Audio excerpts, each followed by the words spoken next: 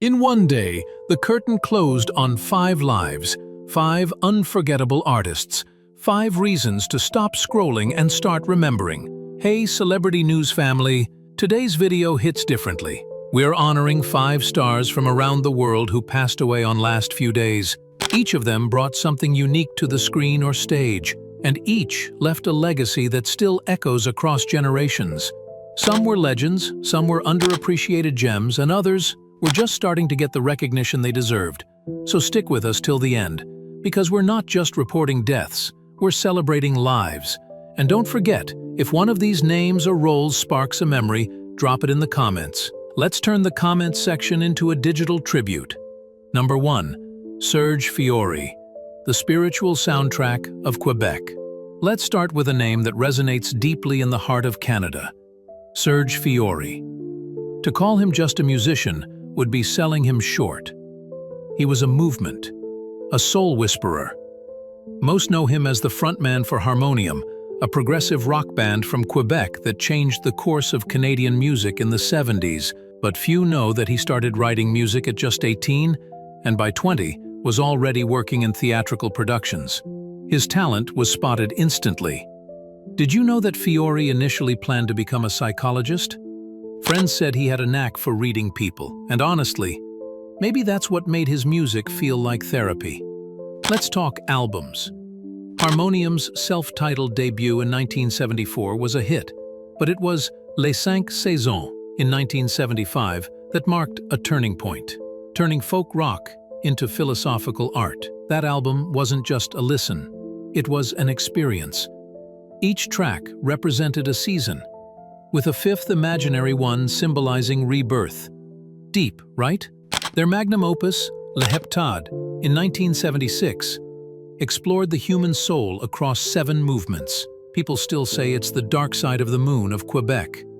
After Harmonium disbanded, Serge didn't fade away. Instead, he went underground, writing for artists like Diane Dufresne and composing Montreal's Just for Laughs festival theme in 1984. That's right. You've heard his music and didn't even know it. A lesser-known fact? In the 2000s, he quietly worked with mental health organizations to help artists battling burnout. He never went public about it. "Art should heal," he once said in a rare interview. Do you think Harmonium would have found global fame if they'd sung in English? Let me know your take in the comments. Number 2. Garett Hickling, the iron will of Canadian rugby. Now let's talk about Garett Hickling. An athlete, yes, but also an emblem of resilience. Garett's story starts with tragedy. In 1987, at just 16, he went hiking with friends.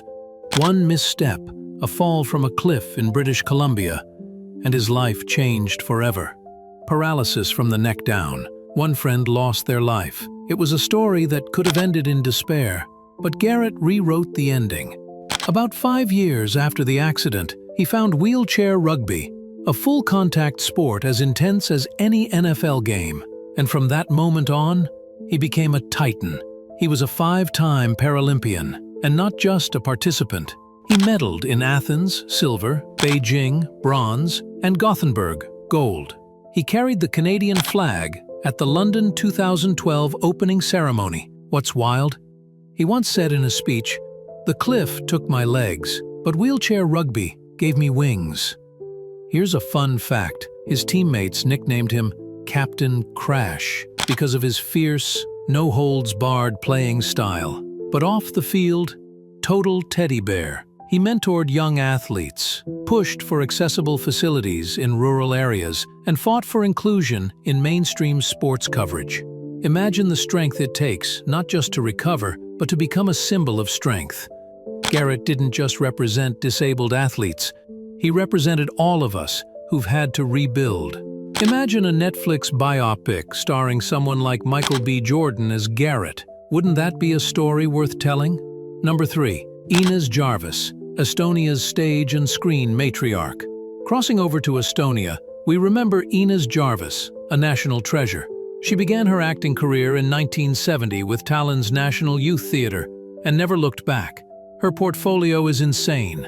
Drama, horror, comedy, period pieces, and even radio plays. Yes, that's still a thing. Her breakout came in 1987 with the Soviet-Estonian film Metsluige, a retelling of The Wild Swans. Ines played a witch with such compassion and complexity. Some critics said she outacted the script itself. Here's a twist. Ines once turned down a role in a Russian blockbuster that would have made her internationally famous because she didn't believe in the script's politics. That takes guts. In her later years, she starred in Canal 2's mystery series Suvahava, where she played Helga, a quirky clairvoyant who helped solve murders. Fans called it the Estonian Twin Peaks, and it gained a cult following. Beyond TV, she was a force in radio theater, performing adaptations of Oscar Wilde and August Gaylet. One director said, "You didn't need to see Ines. Her voice painted the scene." Are actors like Ines, who stay local and loyal to their roots, more admirable than those who chase Hollywood? Let's debate it in the comments. Number 4. Guzh Manukyan, the sole actor of Armenia. Let's shift to Armenia and shine a light on Guzh Manukyan, a name cherished by generations of theater lovers.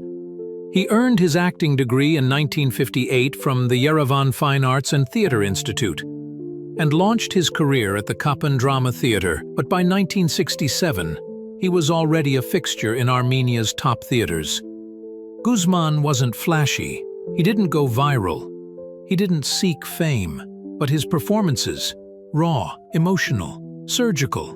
Fans say he could cry without blinking. He once performed King Lear with a broken rib and finished the show. That's commitment. He starred in films like Nahit and The Song of the Olds, but it was his theatrical roles that cemented his legend. Some of his monologues were so powerful that audiences reportedly sat in complete silence for several seconds before applauding. His technique? Become the character, live their pain, then leave it at the stage door, he once said. He also mentored dozens of younger actors, insisting they study human psychology and read poetry, not just scripts. Do you think stage actors like Guzman, who master the live moment, deserve more global respect? Drop your thoughts below. Number 5. Alvaro Vitali, the cheeky clown of Italy. And now, from deep emotion to infectious laughter, Alvaro Vitali, Italy's undisputed king of slapstick comedy. In the 1970s and 80s, Alvaro was everywhere. He starred in the wildly popular commedia sexy all'italiana genre, a mix of bawdy humor, cheeky characters, and over-the-top physical comedy. His most famous role? Pierino, the naughty schoolboy character who gave little Johnny jokes a whole new flavor. With his rubbery facial expressions and wild antics, Alvaro became the Italian Robin Williams, unpredictable, magnetic, and beloved. But behind the laughs, there was heartbreak. As the genre faded, so did Alvaro's fame. He struggled to find serious roles. He didn't quit. In the 2000s, he reinvented himself with appearances on the satirical show Striscia la Notizia, where he poked fun at Italian politics and himself. And let's not forget 2006's La Fattoria, Italy's version of The Farm. Though he had to leave early due to asthma, his mere presence boosted ratings. Critics now say he was underrated. People laughed at him, but never realized how much craft went into making it look effortless. If Alvaro had been cast in a modern Netflix comedy, do you think he'd be rediscovered by a new generation? Let's chat. And there you have it. 5 lives, 5 legacies, and a world just a little dimmer without them in it. But here's the thing. Their work lives on. In every replay, every stage, every note, every laugh, they're still here. If any of these stories moved you, hit that like button, because these aren't just actors, they're legends. And legends never really die.